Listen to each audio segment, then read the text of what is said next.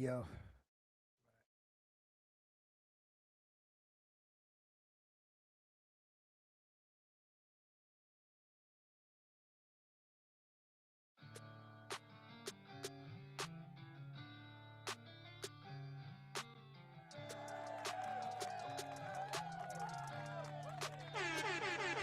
what's up, fight fans? We are back at it with another edition here at Round One Sports TV. I'm always your host, Edwin, where the wall fights start. What's up? Salute in the building. I see you there first. What up, baby? How you doing? We got a lot of boxing to talk about, situations in boxing, and all that and more. Anything that's on your mind, you want to talk boxing, feel free to leave your comment in the chat. And with all that being said, don't forget to hit the like, subscribe to the episode, and let's get right into this episode. Wow, tongue twister today, huh?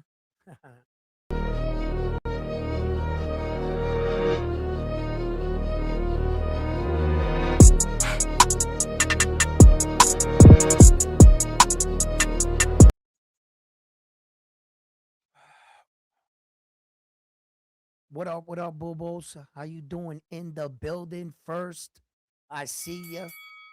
Man, what an interesting situation right now we have unfolding in front of us with Brian Norman Jr. and Brian Norman Sr. They're a pair, a father and son pair that share boxing, coach and son, and fighter combo. Brian Norman Jr. has a boxing record of 28 fights with 22 big ways by knockout and one loss. Right?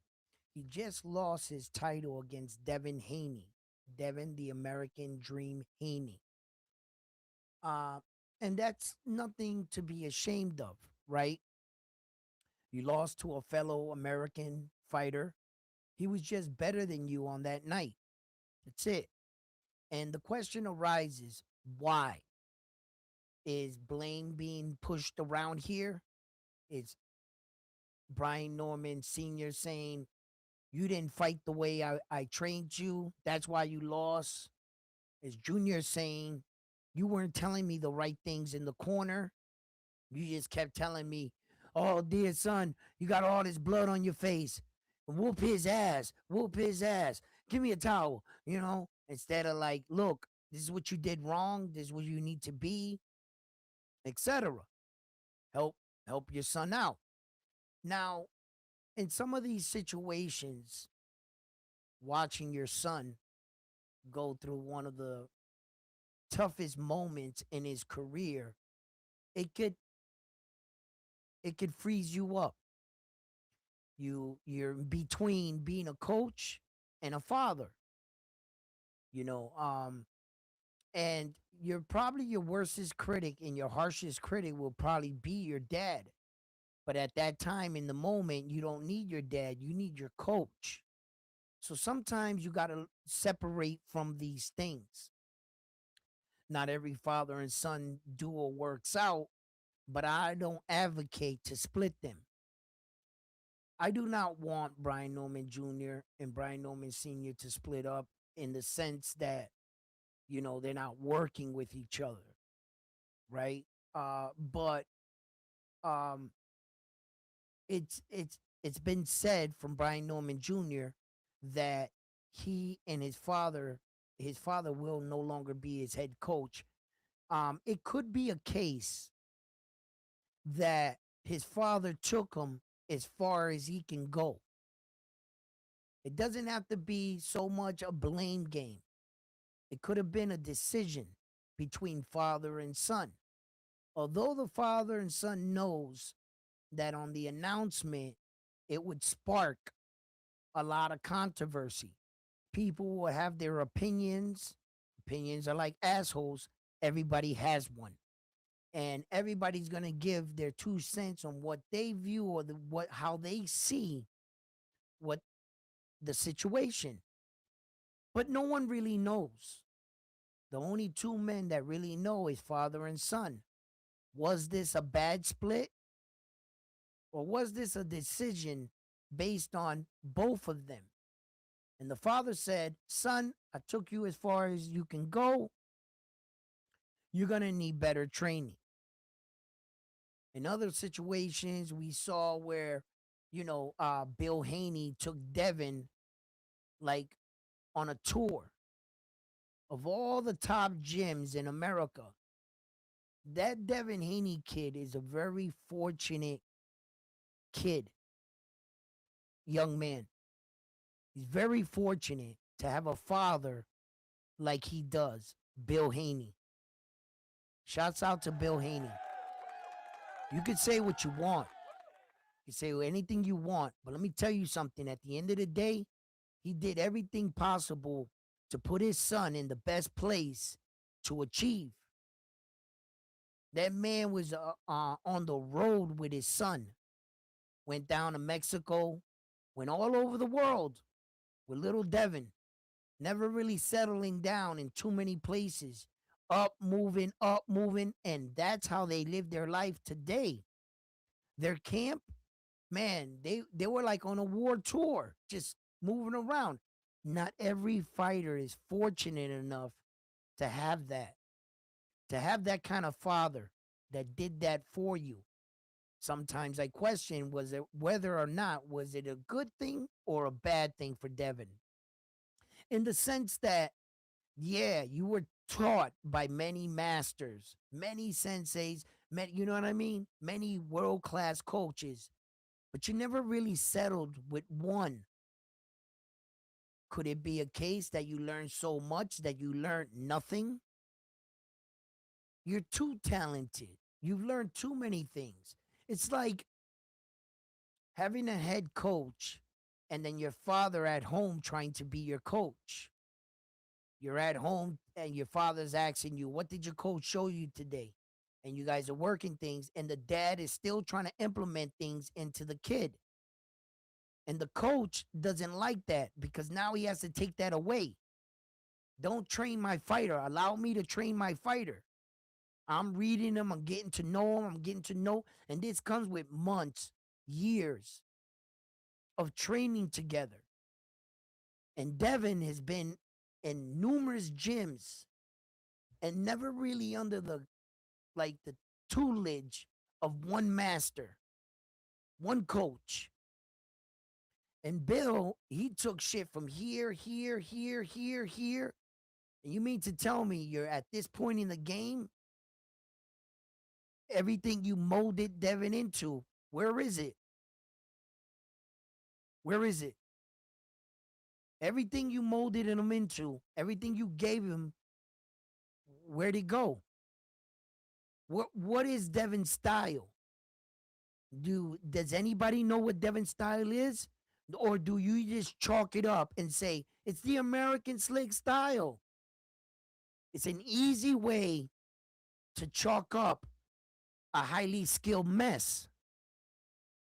Although Devin Haney is really talented, highly skilled, great fighter, I don't think he found who he is as a boxer. The more I talk about it, the more it makes sense to me. He hasn't found his identity as a boxer.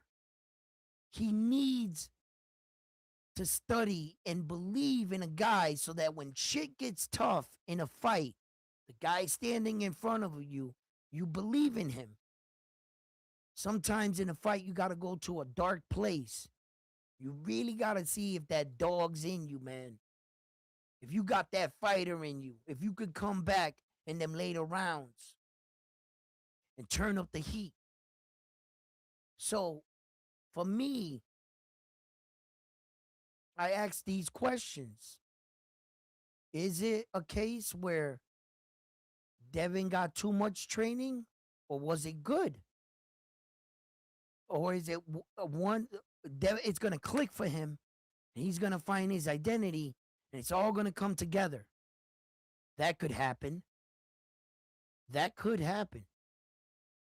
I just don't know yet. I'm still studying him. He's a young man that has achieved a lot, Devin Haney. He's had his ups and downs.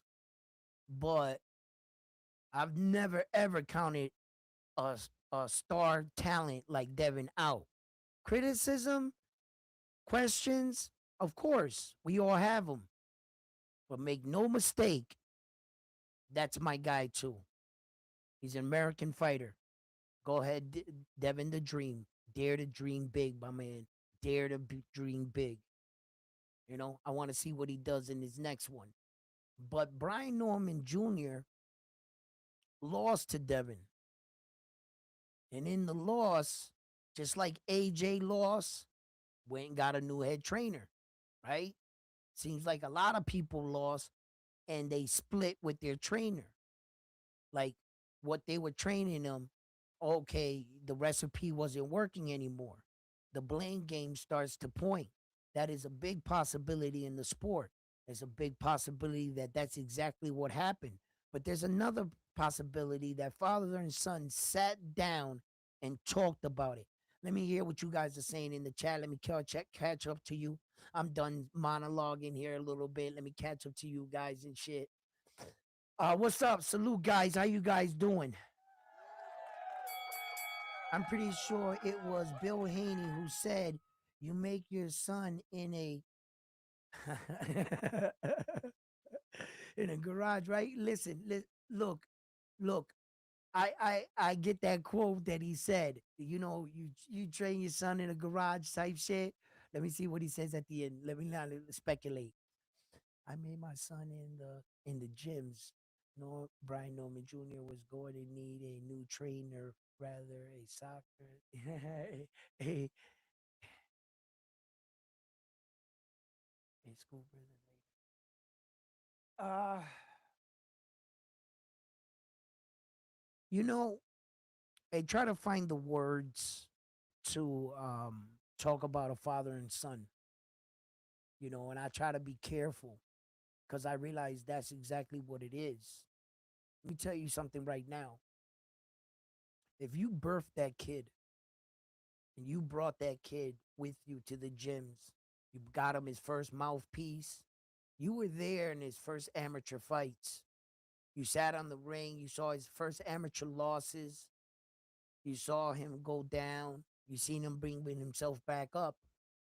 And as you bring up your boy, you get lost in this world of aggression, violence, but performed in the right way. And soon you become a team, a dynamic. It's like me, my son against the world. And you get to the pros, and everybody wants to put a wedge in between you. Everybody wants to cash in on your son. And as a father, like, shit, if anybody's going to cash in on my son, he's my son. I did this with him. Am I wrong?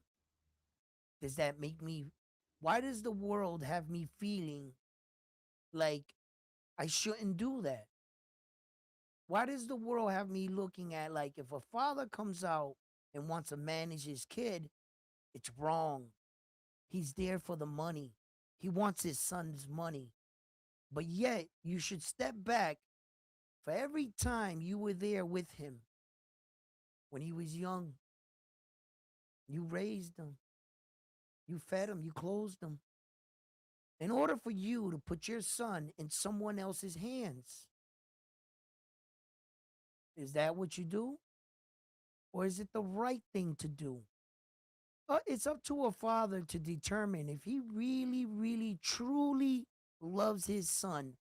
What does he have? Does he have his son's best interest? Does he recognize he's not a manager? He's not a lawyer. He has no idea what he's doing. And in that case, I would step to the side. Son, don't worry. I think that you would be in better hands here. You see? Now, other fathers and sons, some fathers were more hands on. Uh, some other fathers put their sons in the best position, Fernando Vargas and his three boys. He had experience in the game. He knew what they did to him as a fighter, and he's protecting his sons and bringing them up the right way, making sure that they just don't throw them in young in these fights, to get a big win off a family name type thing. And he's looking after his sons. Yes, other father and sons dynamic and duels, and Oscar De La Hoya and his father. Oscar felt he had to separate that and get away and become his own man. And because of the fact that Brian Norman Jr. has separated from his father, I don't want you to think that now Brian Norman Jr. is becoming a man and making his own decisions. And what is that saying? That until he did that, he was a boy? He was a man the entire time. He was a man with his father, and he's a man after his father. That doesn't make you a man. Splitting with your dad? No, that was a decision. That's a life decision. Doesn't make him any greater. But people will come out and says now he's showing his dad that he's ready to do his own decisions and blah blah blah. Man, listen. It's a life decision, bro. Chill out. People, to validate what another person does or they do, they try to justify it by saying that this now makes you a greater or puts you in a greater position than what you were. No. Brian Norman Jr. is the same fighter that's going to study and train to get better. Same situation. Just because he left his dad, him and his trainer, now they have to work. They got a lot of work and a lot of shit to put together to mold Brian Norman Jr. into the best version of himself. So whoever he picks, wherever he goes, from the minute he steps foot into that gym, that's when the work begins. And that's all I can really say about that. I think that Brian Norman Jr. is going to be a world champion. Again, yes, he will. Fighters like Subriel Matias did it. And they proved that they can come back. Emmanuel Rodriguez did it. Fighters have proven that they can come back. Donaire did it. They've lost their belts. Donaire, he lost his belt and came back and became a world champion. So there has been fighters that have lost their belts and came back, and he's so young that I definitely think that he will be another champion, and perhaps in multiple weight divisions. With the newly announcement with Terrence Crawford leaving, one of the American fighters got to really step up and separate himself from the rest. You can't just have one belt. If you guys all have one belt, technically you're even. If we weren't let's bypass the bougie shit. Okay? WBC being all the most recognizable belt out of all the belts is okay. No. You're all equal, right? And if each and every one of you only has one belt, what separates you? Two belts. That's what makes me different than you. I have two, you have one. Who's better? That ends the argument, right? Okay. Terrence left. Gervonta Davis got a belt. Devin Haney got a belt. Abdullah Mason got a belt.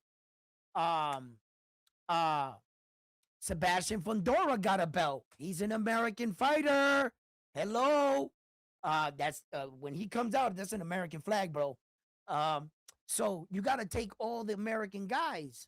And who's gonna be able to pick up Terrence Crawford's torch to be the next guy for us? Fuck around the global one, the global torch. That's a big torch. I'm not sure anybody can carry that right now. I don't think everybody has a part of something. They're just not complete. Like Naoya the Monster Inui, right? He has all the gold. He has the credentials, he has the accolades, everything. He's just not a big star. He's got everything, he's just not, he can't carry the torch. You need everything to carry that motherfucker. The global one? I'm just talking about the American one. Naoya Inoue got the Japan torch. Saul still got the Mexico one until he retires. Who's going to carry that one? So, like, tradition, like the man for your country, the man that represents your flag, who's doing that the best? Do we have anybody? Sometimes we don't feel like we got that guy. When Mayweather left, he kind of gave it to Saul, right? All right. So since then, like, it's for the Americans, like, it's been a toss up. And since Terrence Crawford never really had a good reign, he had great moments. It just wasn't long enough. He didn't sustain like a dominant reign, at least 3 times a year type shit where you saw him more, right? He had great moments, just far in between. That's it. So uh that's why. But when he beat Saul, he picked it up. He picked up the torch right there in my opinion. He picked it up. So now he left. No sooner that he grabbed it, it was like, I'm him. He like called it quits. It was kind of funny, right? When I think back in history, boxing history, where did I see that before? Where have I ever seen that before? Hmm. Can't quite put my finger on it. I can't quite put my finger on it, but I know I've seen that before. Oh, yeah, Floyd Mayweather. Yeah, that's right. Floyd Mayweather wanted star status so bad. He wanted his his skills and his career to match his star status. He wanted to be recognized globally. That's all he ever wanted. He likes a lot of attention, right? He likes flashy things, expensive things. And all of a sudden, Floyd Mayweather fought um, against the system, the machine. He went and paid Bob Arum, top rank, $750,000 to get out of his contract so that he could be a free agent, so that he can make all the business deals for Floyd. He bet it on himself. So he got all the way up to this one moment where he wanted to be.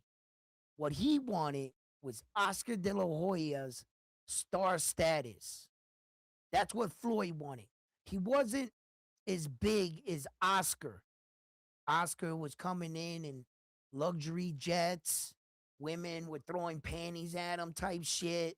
Yo, Oscar in his prime, yo, he was that dude.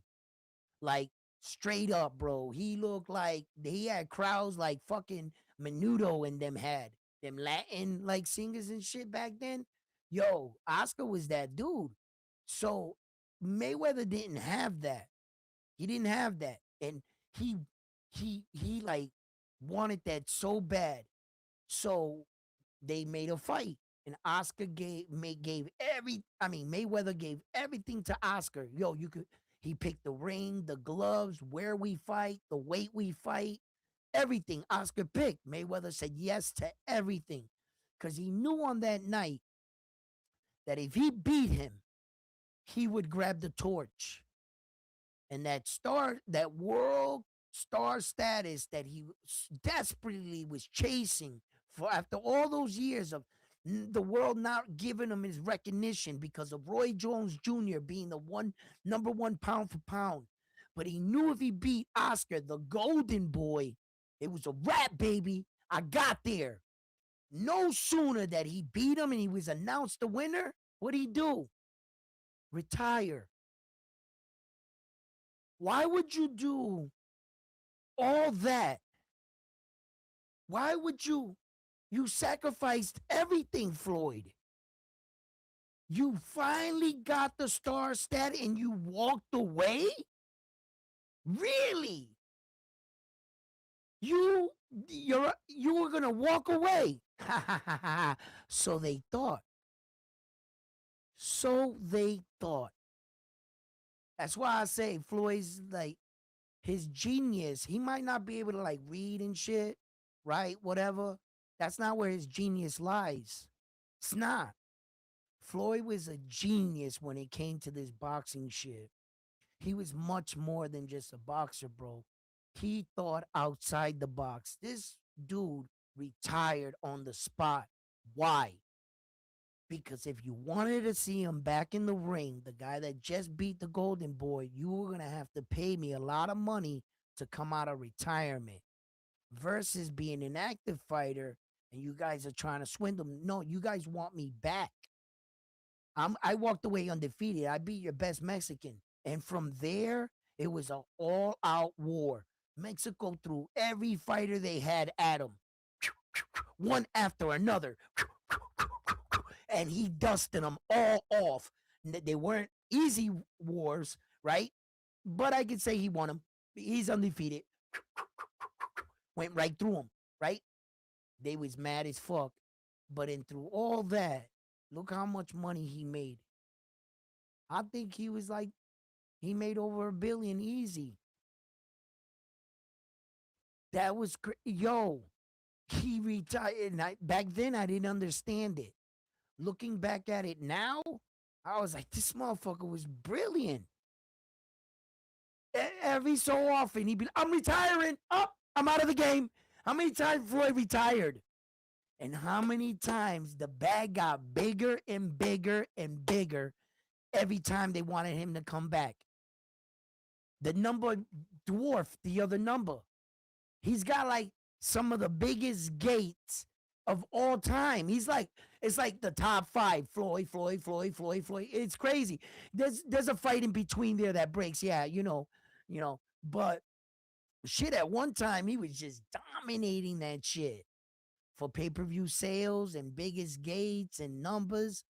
It's most of them numbers are still Floyd's, still to this day. And then when he retired, he came up with a concept.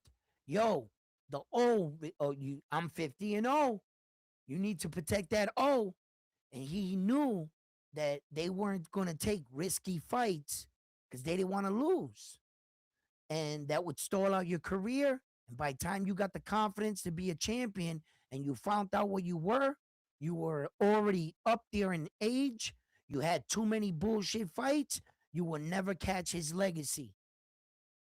Then he went and whispered at another guy's ear, belts don't matter.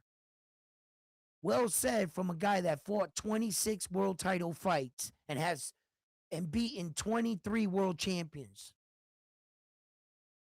That guy said that? Belts don't matter? Wow, you got an awful lot for a guy that don't give a fuck about belts. And you got 5 weight divisions. The belts is what made you a legend. Without those 5 division and 23 world champions and 26 world title fights, Floyd, who are you? A guy with a bronze medal? Because that's all you won in the Olympics, a bronze. Or you don't win a bronze, they give it to you. That's right, in your own words, right? So, yo, he killed the game.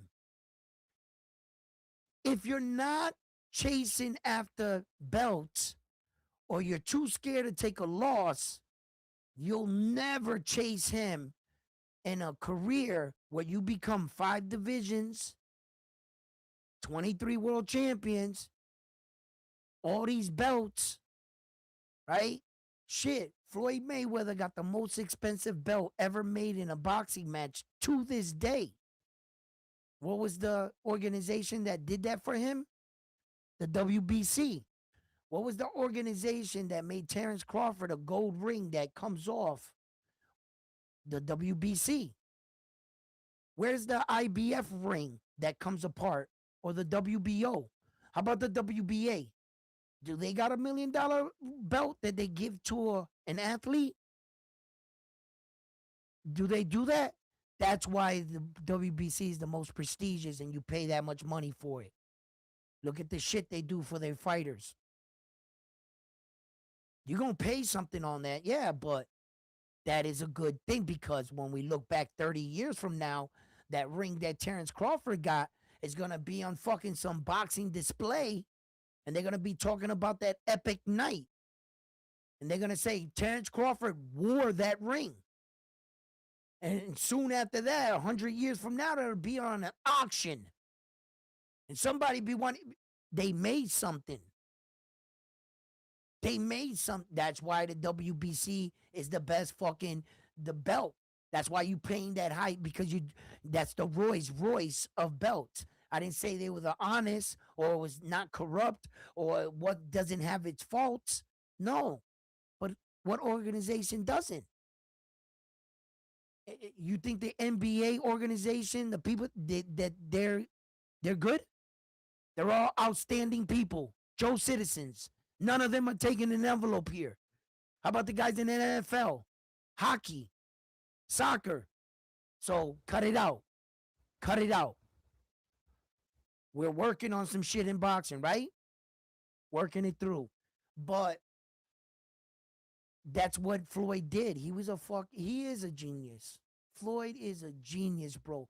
Then you go back and you watch his tapes and you notice that whenever he had a fight scheduled or Tank had a fight scheduled or he had to go out to a boxing match, anything, that's whenever all the drama started.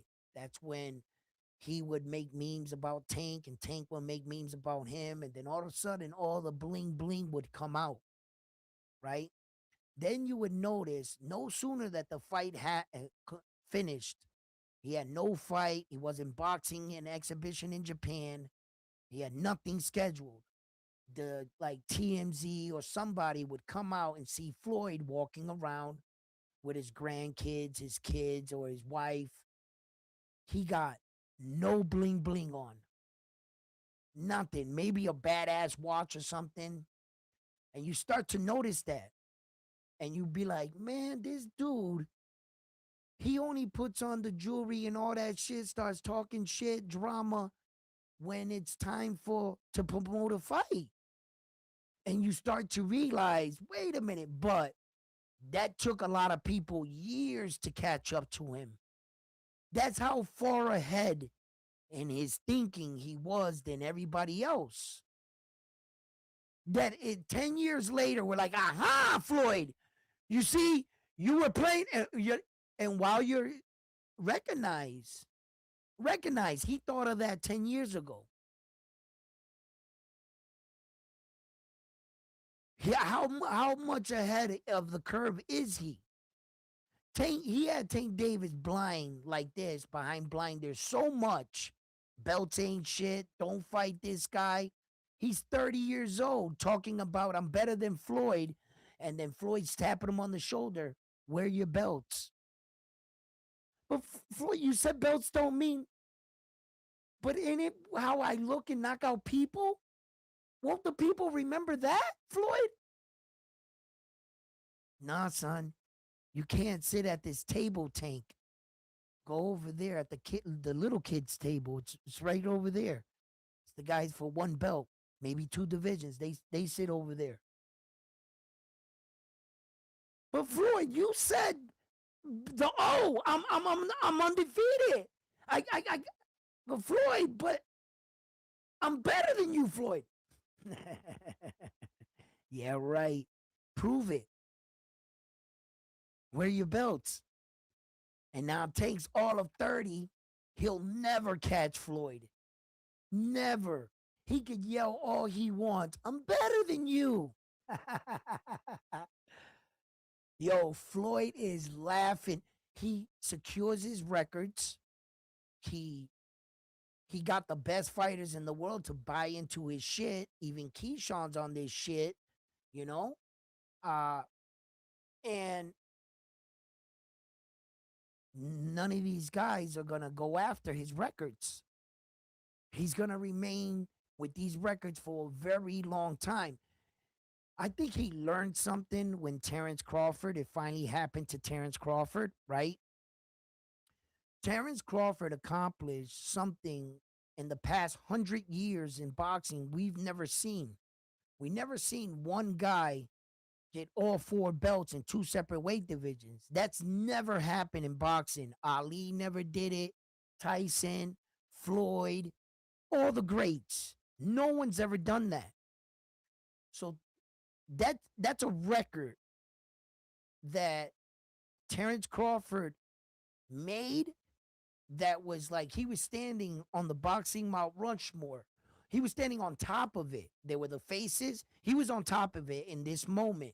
He was like this. He had a cape on. It was just Terrence Crawford by himself on top of the boxing Mount Rushmore like this, poking out his chest like, out of all the greatest legend champions, no one, and I repeat, is this mic on? No one did this shit, right? Bro,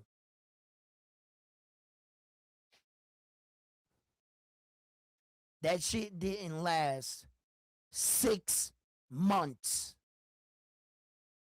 6 months from a record that has never been broken in 100 years. In 100 years, nobody's ever done that.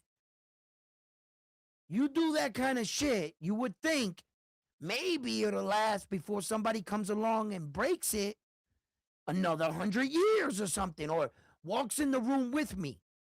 Because the only thing that makes your achievement, accolade, award, or trophy, whatever you want to call it, whatever makes your trophy so special is that there is only one. That's what makes it unique. If you're the only person to do that, you're a fucking unicorn, aren't you? 6 months. Naoya Inoue did it. He walked into the room with Terrence Crawford that pushed him off the top of the boxing Mount Everest because you're not unique. By another person being able to, that's like if you did a backflip and say, no one in the world can do this, and somebody walked up and did a backflip. Well, you're not that special because he just did it. No sooner that Naoya Inoue did it, Usyk did it. Now there's 3 people in the room. What the fuck? Yo, that literally pushed Terrence Crawford right off the top. And Floyd was like, you are not unique. But Floyd got one of those awards where he's unique. He's in the room by himself. What fighter fought 23 world champions? None of y'all. I'm in here by myself. I got my feet up. How y'all doing? Yeah, because Floyd knows he can't put that 50-0 shit. There's fighters that retired more than 50-0. He's not special. He's not unique. There were fighters that had 90 plus fighters undefeated until they suffered their first loss. So what he did is not impressive. That's just a personal thing. So he knew he couldn't put that 50-0 crap against real belt shit. But the minute that Terrence Crawford didn't become unique anymore, that shit pushed him off. So he must have learned something from guys like that, Floyd, from moments like that. Not only or you ever see those moments in sport, it'll be like that one day in sports, right? That moment that if he throws two touchdowns in today's game, he beats the all-time quarterback record for whatever it was, and they'll usually have like the guy, if he's still alive or around, they'll have him in attendance because he's about to break his record. It'd be like on a basketball court, that one dude that had the record, and this guy on that night is gonna break your record. There's not one. They all act like when the dude breaks his record, yeah, okay, I'm proud. Someone finally broke my record. Shit. How about when on the night they fail and his record stays intact? Yeah, I'm still in the record books. But competition. Nobody wants their records eclipsed. Floyd loves walking in the room, the attention he gets. He's a smart mother. Man, it took years for people to figure out what he was doing. And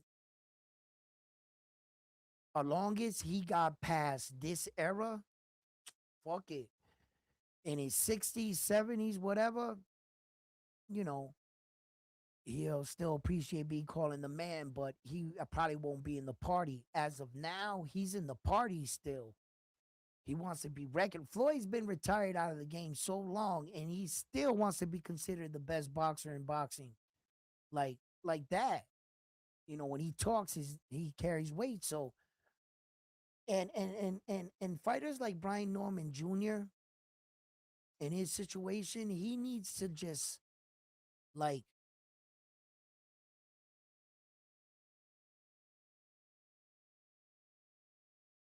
if I could get a message out to Brian Norman Jr., I would just tell him, believe in the process. You are who you are. A loss shouldn't define you who you are as a fighter. Get over it. Some fighters don't even want to come back to the ring after suffering a loss. Errol Spence Jr. I think there's a lot more to that with Errol Spence. I think that's he might be embarrassed. He might feel a certain way. Sometimes, you got that athlete, that's behind the wheel and suffers a bad car accident. I don't mean to use that in Errol's situation, but like a NASCAR driver that was in Daytona 500, he crashes and you got to get him to get behind the wheel again. And that can be tough. It can be tough, you know. And then having over 900 days away from the sport like Errol does, um, I'm not sure he wants to get punched in the face anymore. That much time away from getting punched in your face, that shit's gonna hurt. Your face started to go back from all the years you were training and preparing your body to have combat. Now you gotta be, your hands gotta be soft as hell and shit. You're not like when you work construction or you play or you lift. I've done all of those things, and my hands were always callous, real callous. And I would play handball in the projects and shit a lot with the Boricuas out there. We'd be playing handball like all day, and my hands were hard. They were rough. If I smacked you back then with them shits, I probably slice your face. My hands were tough. And then when I got a more cushy job with a more cushy seat, my hands went back to normal after time. And I noticed I was using all the creams and the lotions. You know what I'm saying? And I had the cream and the lotion hands, and oh, they were so soft. And I was like, oh, that's garbage. Get back in the gym, boss. I quit. I had to get back in the grind, right? So, um, yeah, like Errol Spence got a lot of time out from boxing. 900 days, man. Damn, man. I can imagine what that's. Well, I do. I know what that's like. I know exactly what that's like.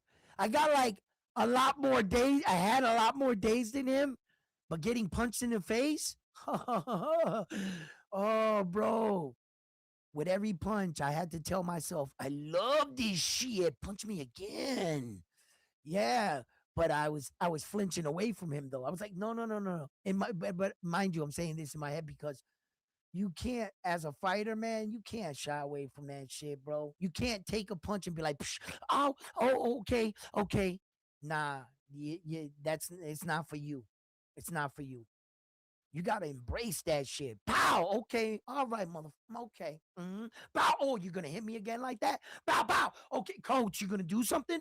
Yo, listen, somebody. If you get hit too much, man, like, but um, nah, you gotta embrace fighting. You gotta go there. You gotta go there. And not having your gas tank and shit behind you sometimes that's a motherfucker, right? So Harold, I don't know what he's gonna do. I'm not sure if he should come back. I'm not sure. I think he should call it quits because, to tell you the truth, right? Errol Spence Jr. What does he have? Um, he has one loss. He has one loss. He lost to one person. So it is what it is.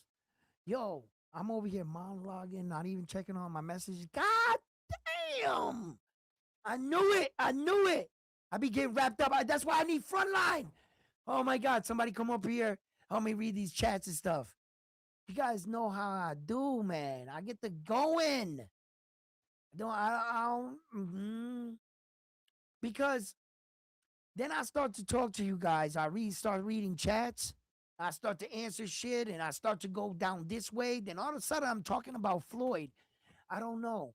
And then so like I need somebody to like read them, and I catch them. I'll go down them. I like doing it like that. Like the ones out here, if I need to stop, then I'll answer those like that. The other ones I'll either like if I agree with them, I'm like, yeah, yeah, salute. But I get wrapped up into I don't like to like I look at the chat, somebody say something crazy.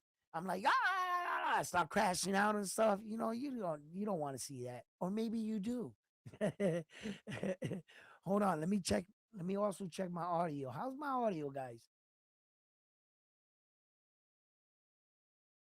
Let me check my audio. I gotta catch up on you guys on these chats. Hold on. Let me pull them up over here on YouTube. I don't be seeing them all. Why is it so low? Well, it sound low to me.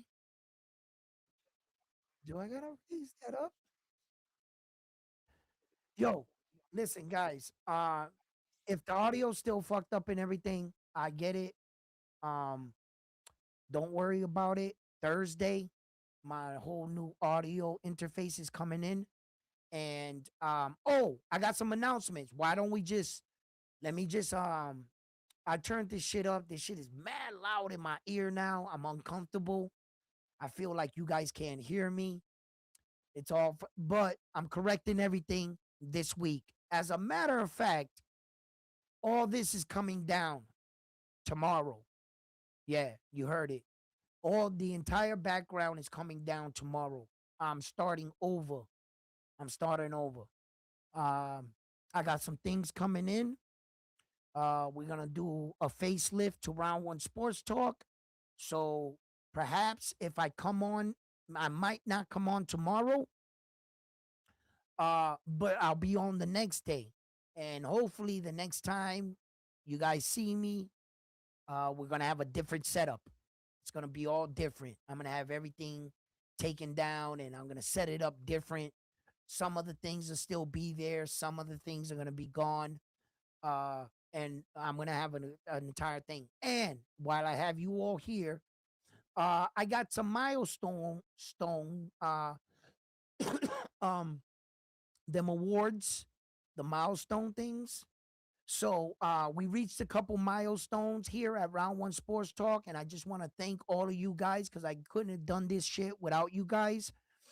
So we hit some milestones. So what was this one? Oh, I hit a milestone. I hit 4,500 subscribers, but we quickly passed that thanks to you guys.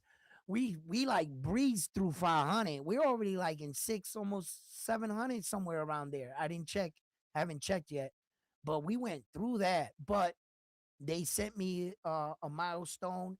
Then they also sent me another milestone for having 1,050 uploaded videos and content on my platform. So they recognized that, and YouTube sent me a milestone.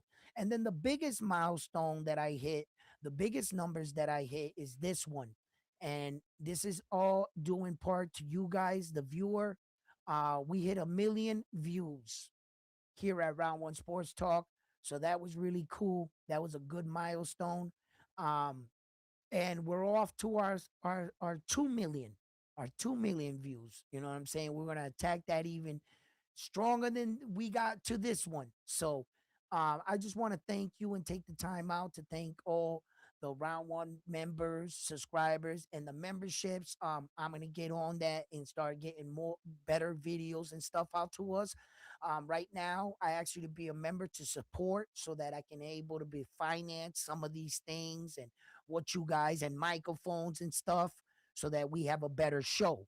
None of this stuff is cheap, you know what I mean? And I had to get another interface because this mic is a condensed mic. It should be sounding phenomenal, and it's sounding like trash right now because it's not compatible with my system. So I got another one. So it'll be here Thursday. The same days, really, basically, that I should be. I think I would have everything done for the background. I think some parts will arrive today, and then by Thursday we should start taking everything down like that. So tomorrow, yeah, yeah. So if as long as I get all the equipment because it's being mailed to me, then I'm gonna start to do the project because I'm doing the project myself. So I'm gonna take all this down right here, and yeah, you'll see what it looks like. Yeah, I have a couple ideas. You know what I mean? But I think I've had like this one right here, a bit. Um, and I like this background. You know what I'm saying? This is the one I made over time. It took a long time to get here. You know what I mean? If you've been rocking with me since the beginning, remember we had like one belt, right? We had like one belt. It was like it wasn't even a boxing belt. It was Conor McGregor's replica UFC belt. I got it right here still. And it was just a championship belt. Talking about combat sports, and I kind of used it as, it just represented fighting. You know, I didn't have anything. So and then everything started, and we got here. But now I think it's time to upgrade this. Yeah, I was looking at it. I was like, looks cool. It looks good. Looks cool. I wonder what I'm gonna do with the Vince Lombardi. What am I gonna do with that? I gotta get her polished. She's all printed. She gotta get her like restained and shit, right? Let's see what I got in plan in store for Round One Sports Talk. But I apologize for the microphone and things like that, and just a couple more days, guys. We'll be back on track flowing. Let me catch up to you guys. Hold up. Oh shit, my man over here. Real one, the real one. What up, the real one? You there? What's up, round one? What's up? What's up, baby? How you doing, man? All right, How do I man. How y'all sound? doing this week? How is my audio?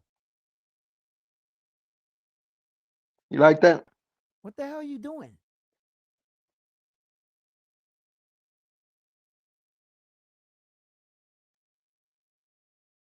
This dude, we got a fucking a weirdo. We had our first weirdo come up. And people really do that? Like, like, what do they get out of that? I don't know. Luckily he didn't even come on the screen because the fucking thing blocked him. So that's just the boxing gods looking out for me, right? The boxing gods and shit. It happens that he comes up at the bottom and he's blocked the whole thing, right? You failed. Your mission failed, bro. Your mission failed. Like, wow, garbage. Here we go. Some crazy nut bag.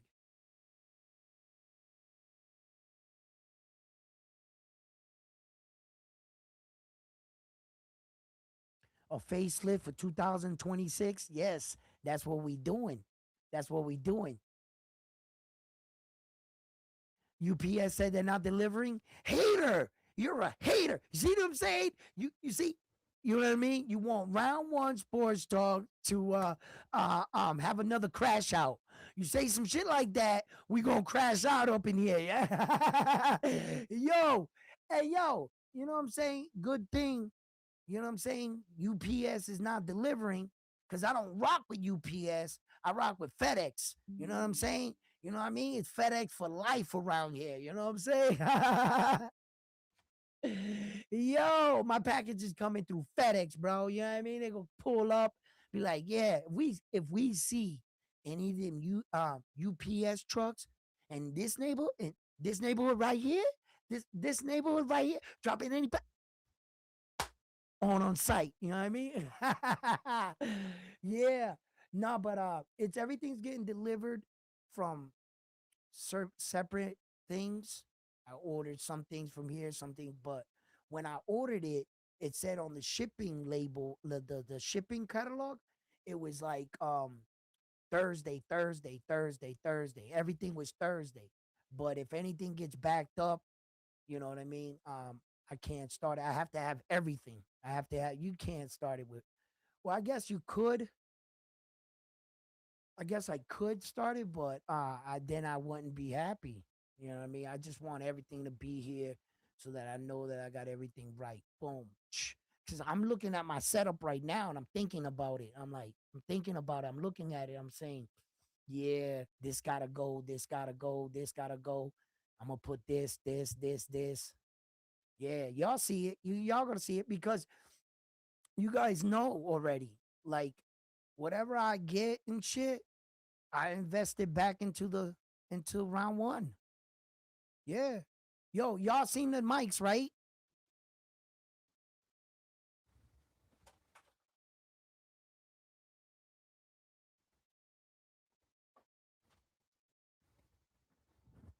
I got the field mics with the Round One Sports Talk. We got the black foam, the gray foam, and the orange one. I got two of those. So like when I'm like out in the field and shit. Yes. So uh you said belt ain't shit. How dare you? You know what I'm saying? All right. So, just trying to like get to the next level. Keep going, get to that next level. You know what I mean? There's a lot I had to learn and still learning.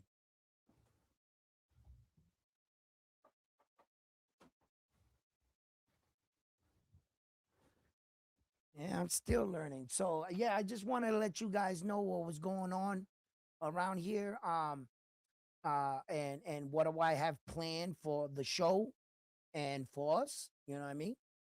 So yeah. Edwin, did you see what Virgil Ortiz said? A lot of shit. Um, soon as I saw the name, I'm thinking like, okay, I remember one of the last things, if I get caught up or just put it in the text, one of the last things I heard, remember when like Oscar made that like clap back Thursday or whatever video? I'm not even sure if that's what it was. He just made a video, he was playing pool, he's like, yo, tell me 60-40, blah, blah, blah, blah. Then what I saw a video, Virgil said some shit, but yeah, like, nah, what did he say? Walmart didn't have it in stock. Didn't have it in stock. Yo,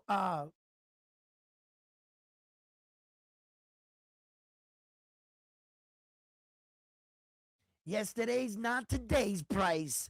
You know it, right, Jay? He said yesterday's not today's price. I gave you that price yesterday. You didn't take it. Guess what? Price went up. Nope. That That was yesterday's prices. Yeah. Thank you. Yeah, man. Like, I, I take a lot of pride in my background and shit. Plus, I'm a collector. I like to collect shit. I got like all kinds of shits. Shits. What the fuck is my vocabulary going? Sometimes I be saying some of the most off the wall shit. I just be making up words. You gotta watch out with that with me. I'll make up some shit. You know what I'm saying? Yeah, I'll make up some words, man. And I'll rename you quick, quick. You'll be like, hello, my name is Franklin. I'll be like, yeah, what's up? Hey yo, it'll be like way off too. It won't even be close to Franklin. Like, I don't even know what I would call you. Hey Jeff, listen, yo, it wouldn't even be the same letter as your name. Like at least your name was Franklin with an F. Jeff starts with a J. Like I would say some crazy shit. Like, but that's just me. Hey, I don't know. I'm working on it. You know, it's one of the things nowadays I like to be a bit more humorous and laugh, have a laugh or two. I was so serious for a couple weeks one time. It drove me crazy. So, but now I'm a big kid at heart. I like collecting things, and you guys know my lifesaver and shit. I always said that all of you men in the world before you die, I think you need to do that just one time, man. Even if you don't buy one, just go to the store and have the guy and just turn it on.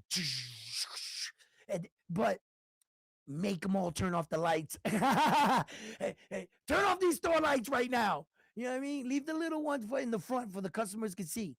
I need the full effect. The you know what I mean? When you turn on a lightsaber in a light room, it's just like it's cool, but still you're not getting the full effect of it. You gotta be in a dark. Yo, I felt like Luke Skywalker. Yeah, man. So I had to have one of those. So I got a lightsaber, and then I collected multiple belts and rings and shit and stuff. Not like too expensive.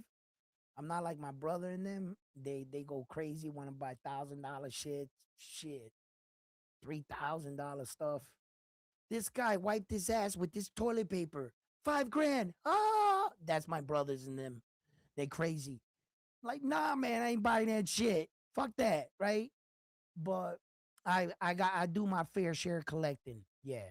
Like that's the Ringside magazine, uh original Ringside magazine with George Foreman and Muhammad Ali. And the magazine is actually in there. You could like take it out and look through it. The entire magazine is in there. So and then like this collectible doll of hold up. This collectible doll of Muhammad Ali. It's never been opened, and it's a limited edition. And I just kept it in the box. All I did was come home and pin it against the wall. It's been in the box from day one. I never took it out to touch it or nothing. So it's in there. And like this shit like that. Like I'll collect shit like that. But I'm not gonna go fucking crazy. You know what I mean? Oh, I got some other cool shit. Uh oh, baseball cards and shit like that and stuff. I got a whole bunch of shit like that. Yeah. Um, Super Bowl tickets. I got Tom Brady's last Super Bowl. The one where Tom Brady played with Tampa Bay versus I think it was Kansas City, right? I got a Super Bowl ticket from that game. The ticket sold for $3,500, and I got the ticket. So yeah, I got shit like that. Shit like that I collect. But yeah, I didn't pay 3,500. I just thought of that. I didn't the ticket sold, the real ticket they 3,500, you watch the game. I don't know what a ticket worth. Some of them on thing like couple thousand, you could sell it that ticket stub and shit. But since I have no interest on selling anything I have or trading it, I never look up the prices. Like I couldn't tell you what that's worth because it's mine. I have no plans of getting rid of that. I don't want to trade it. I don't want to talk about it. I don't want if you offer me money, I'm just gonna say 9 times more than what that is. That way you can leave me alone. Cause I got no anything I collect, I keep. Anything someone gives me, I keep that shit. My son talks to me about that all the time. He's like, Dad, why you wear those Jordans? Those are collectibles. He said you could sell those for like thousands of dollars. I'm like, why would I sell my sneakers to someone else for they can enjoy them when I wanted them? You know what I'm gonna do? I'm gonna put them on. I'm gonna go run down the street now because it drives him crazy.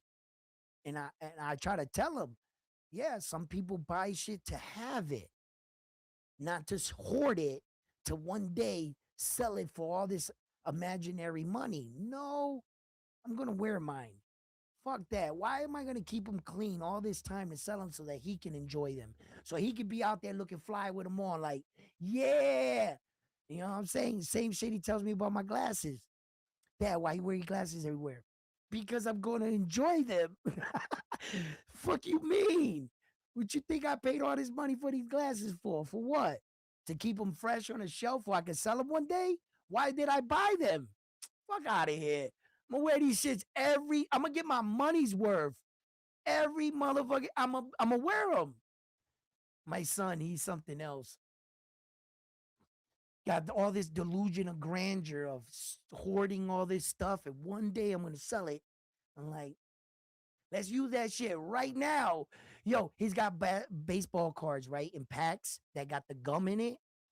And me, I'm fucking with him. I'm like, yo, let's see if that gum's still good. I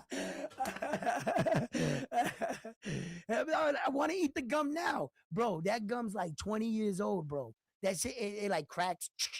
You know what I mean? Yeah. But that's just funny shit. But anyway, guys, I just wanted to let you know, talk a little bit about boxing, let you know I'm a little uncomfortable with this sound because I don't even know if you can hear me right now. And I've been getting a lot of complaints about it. But one more day, guys, just bear with that. You know what I mean? We'll be back. I'll have my sound right, a different setup. And like I said, hopefully the next time we see it. But I just wanted to thank you guys too for the milestones, like the million views, the over the thousands of round one subscribers and members. I just want to thank all of you. You know, you guys make this possible. Thank you for everything, except for the weirdo that came on. I'm not gonna thank him. That was a real weirdo move. But the boxing guys protect me, man, and that's what's up. It just goes to show me that, like, you know what I'm saying? This shit's meant to be. You know, I'm gonna be persistent, stay the course, and do what I'm passionate at, and that's talking boxing, bro. People, um, stupid, they go crazy over them real J's that be out the Nike.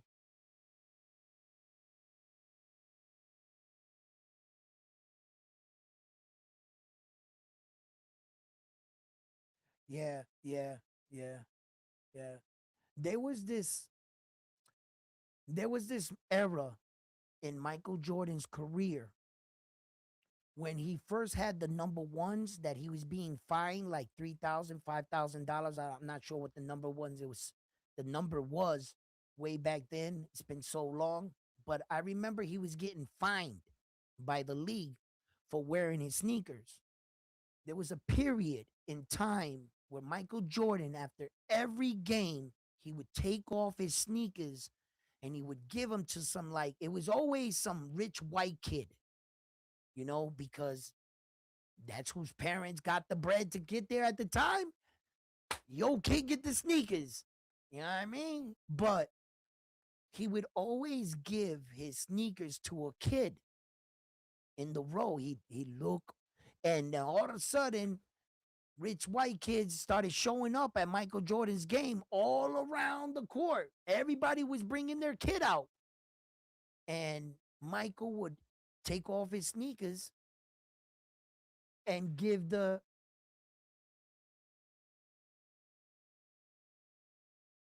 What is that echo? Where is it coming from?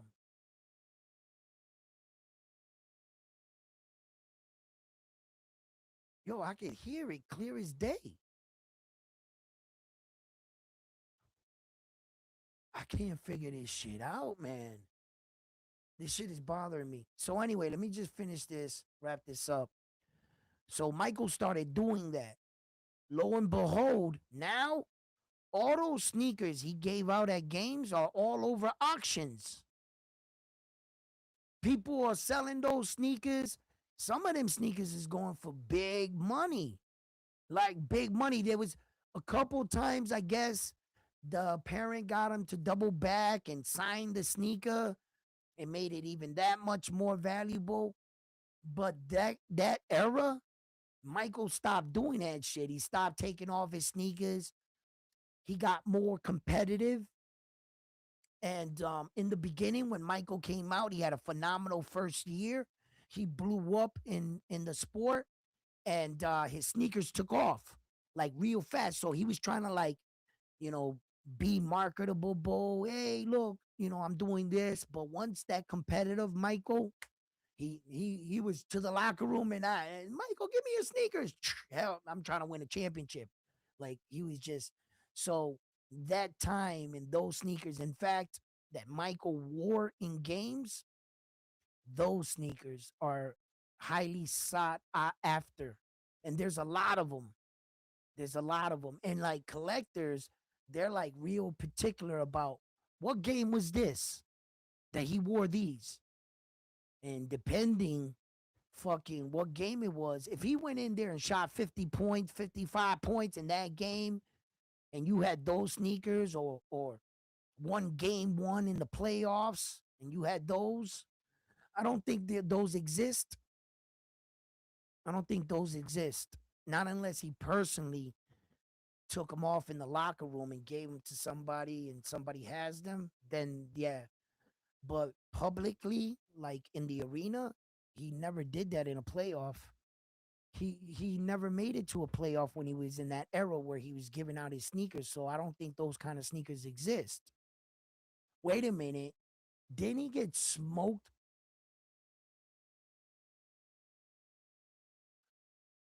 He lost to not the Patriots. It might as well be the same shit. Celtics. He lost to the Celtics. But that wasn't a playoff, like, right? Round? What was that? Was that a playoff round? When Larry Bird and all five Hall of Famers jumped Jordan and he was still swinging? That was a good moment. But anyway, enough with fucking Jordan and his sneakers. You know what I mean? Those are collector shits. Yeah, like collector things. How valuable. That Tom Brady rookie card. That shit's like $1.7 million. Tom Brady rookie card. It's like fucking finding Noah's Ark. You find a Tom Brady rookie card. I'll tell you exactly what it looked like. You want to see a Tom Brady rookie card that's worth millions of dollars? The one that is worth millions of dollars? I'll show it to you. Hold up. Oh, it's right here. It's right here. It's right here, matter of fact. It's right here. All right. That's a Tom Brady signed jersey, right? That's Tom Brady with the sign, right? And then there's this Tom Brady one. Then there's this Tom Brady one. This Tom Brady one is really good. This one's worth a lot, right? And then this is the one. This card ain't worth a lot, but remember the night that the two brothers, the Melendez brothers, killed their mom and dad? They got the insurance money and they went out like on a spending spree. They went to the Knicks game. They were photographed at the Knicks game. That's the Melendez brothers right there. And they just so happen to come out in the picture. So that's why a lot of people, but the card itself ain't worth all that. But this card right here, this real card in real life, this Tom Brady football card is worth millions of dollars, man. Millions of dollars, this Brady card right here, right? And shit,